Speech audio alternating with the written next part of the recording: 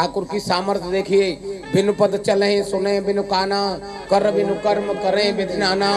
आनन रहित सकल रस भोगे, बिनु बानी वक्ता बड़ जोगे। यह जो जिब्या हमारी काम कर रही है, ये हमारी नहीं है।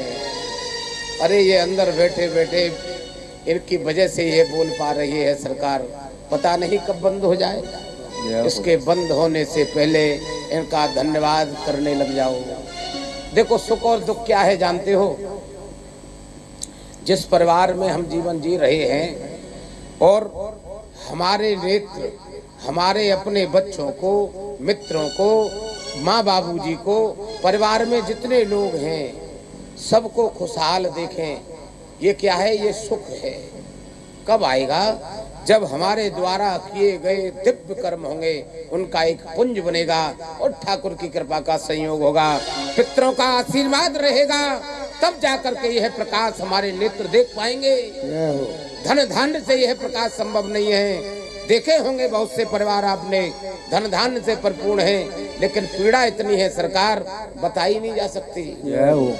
मेरा सभी से अनुरोध है, धन धान्य कितना ही कम हो, भले ही हमारा जीवन अभाव में रहे, लेकिन हम अपने स्वभाव को साध कर साधना में बनाएं।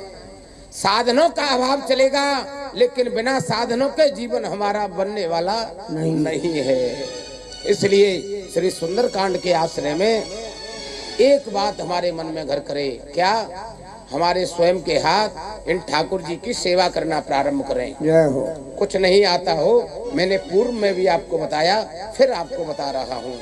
ठाकुर के सामने स्नान करो, पेश हो जाओ, कटोरी में चंदन घोलो, ठाकुर के लगाओ पहले, फिर अपने लगाओ, दीपक जलाओ, धूप बत्ती लगाओ, हाथ जोड़कर खड़े हो जाओ, कहने लगो ठाकुर गृहस्थी में उलझा दिया है आपने, हमको पूजा की विधि नहीं आती, हम तुम्हारे बच्चे हैं, स्वीकार करो। हाथ जोड़कर जब आप निर्मल मन से कहोगे ना, हे ठाकुर न जानाम योगम जपम नेम पूजा, न तो हम सदा सर्वदा शंभुतुभ्यम, जरा जन्म दुख्यो तातव्यमानम, प्रभो पाहे आपम ममामीश शंभो ममामीश शंभो। सर्गा शरणागति जब हमारे मन की गति रहेगी ना, ठाकुर भी भैया खुश होकर आपको आशीष देगा। हमारे नेत्र अपनों को आनंद में देखें, यह सुख है। और सब कुछ रहते हुए अगर हम दुखी देख रहे हैं तो सोचना होगा हमारे कर्म कांड की गति में कहीं गलती हो रही है।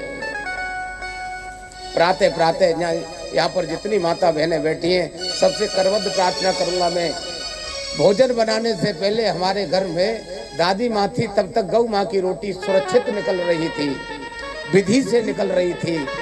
आज के दौर में हर घर में यह हाल है सरकार, किसी एक आध की नहीं कही मैंने, सुबह से ही इनकमिंग चालू हो जाती है, होनी चाहिए, लेकिन भैया थोड़ा सा यह भाव रखो कि पहली रोटी हमारी गौ माँ की निकले। जय हो। यह जानते हो कितनी अला भलाओं को टालती है। एक गौ माँ ही ऐसी है जिनमें 33 कोटि देवता विराजते हैं, उनकी सेवा करो। जय हो। टाइम नहीं है, गौशाला नहीं जा पाते आप, ना जाओ, घर के बाहर गौ माँ आएंगी, मन का भाव जगाना, कल से जगाना, कल ही गौ माँ आपके सामने मिलेंगी। रोटी प्रेम से लेकर उनको खिलाओ, प्रेम से प्रणाम करो। ये छोटे छोटे उपाय गृहस्थ जीवन में आपदा मिटाने वाले उपाय हैं। हमारे घर में बुजुर्ग विराजे हो, इन ठाकुर जी की सेवा मत करना, लेकिन उन बुजुर्ग के पास घंटे आध घंटे बैठने का नियम बनाओ। प्रतिदिन बैठो, उनके द्वारा की गई तपस्या की जानकारी लो, आपके जीवन में आनंद रूपी प्रकाश आने लगेगा। फिर थोड़ी थोड़ी उनकी सेवा करो। उनकी सेवा करने के बाद टाइम बचे तब इनकी सेवा करना, तभी लगेगी। जय हो। माँ बाबूजी परेशान हैं और 4 किलोमीटर भोले बाबा के मंदिर नंगे पैर हम जाते हैं प्रतिदिन, कोई लाभ नहीं है जी। जय हो। दिखावा है सब। मन को साध कर आनंदित रहो, घर में परिवार में आनंद को बढ़ाओ। श्री सुंदरकांड की यात्रा यही हमको बताती है। श्री रामचरितमानस जी में 7 कांड है, जानते हो, 7 कांडों में केवल हमारे आपके परिवार की कहानी बताई गई है। क्या कहानी बताई है? आज घर पे जाना, जब एकांत में हो बैठना, एक कागज और पेन लेना, अपने परिवार के यानी पितृपक्ष के और मातृपक्ष के जितने लोग विराजे हों, बुजुर्ग से लेके बालक तक सबके नाम लिखना। कौन कौन से परिवार? पितृपक्ष के और मातृपक्ष के, और उनके स्वभाव भी लिखना। आपका भी नाम आएगा उसमें, स्वभाव भी लिखना, बैठकर चिंतन करना। एक रामचरितमानस जी के पात्र आपके परिवार में ही आपको मिलेंगे। अरे उसी परिवार में एक भरत जी भी होंगे जिनको कुछ नहीं चाहिए आपका।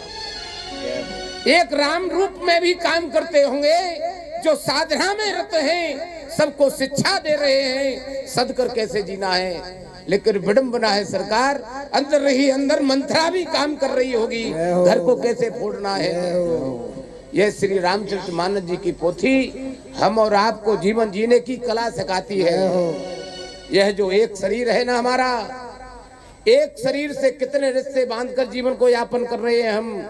यह किसी का पुत्र है, किसी का पिता भी है, भाई है, चाचा है, मामा है, फूफा है, जीजा है, कितने रिश्ते गिनाऊं मैं आपको एक शरीर के। लेकिन यह सभी रिश्ते अगर हम आनंद में निभा पाएंगे तो केवल एक ही साधन है, श्री रामचरितमानस जी की शरणागति हो जाओ।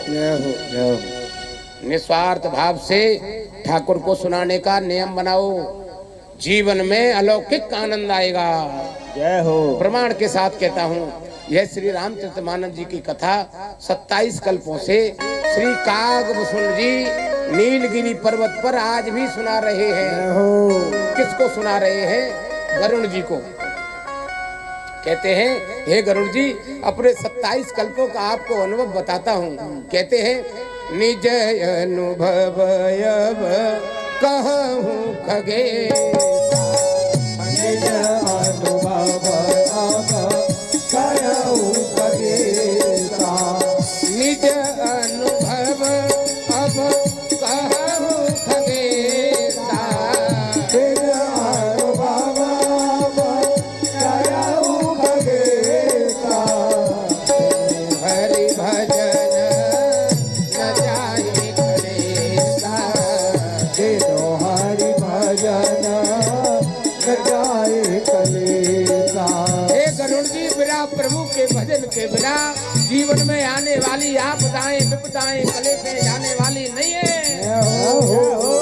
यही कथा भोले बाबा माँ पार्वती जी को सुना रहे हैं।